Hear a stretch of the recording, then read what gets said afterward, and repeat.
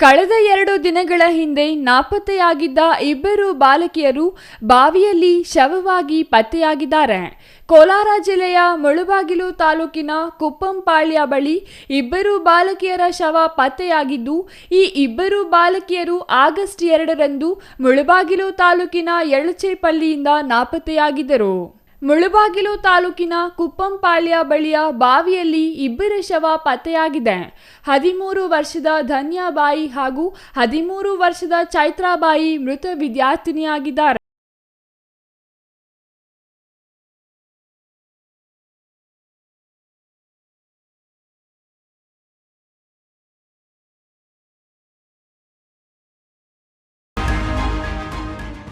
ದುಷ್ಕರ್ಮಿಗಳು ಬಾಲಕಿಯರನ್ನು ಕೊಂದು ಶವ ಬಾವಿಯಲ್ಲಿ ಬಿಸಾಡಿರುವ ಶಂಕೆ ವ್ಯಕ್ತವಾಗಿದೆ. ಸ್ಥಳಕ್ಕೆ ಕೋಲಾರ ಎಸ್ಪಿ ನಿಖಿಲ್ ಹಾಗೂ ಗ್ರಾಮಾಂತರ ಪೊಲೀಸರು ಭೇಟಿ ನೀಡಿ ಪರಿಶೀಲನೆ ನಡೆಸಿದ್ದು, ಮುಳಬಾಗಿಲು ಗ್ರಾಮಾಂತರ ಠಾಣೆಯಲ್ಲಿ ಪ್ರಕರಣ ದಾಖಲಾಗಿದೆ.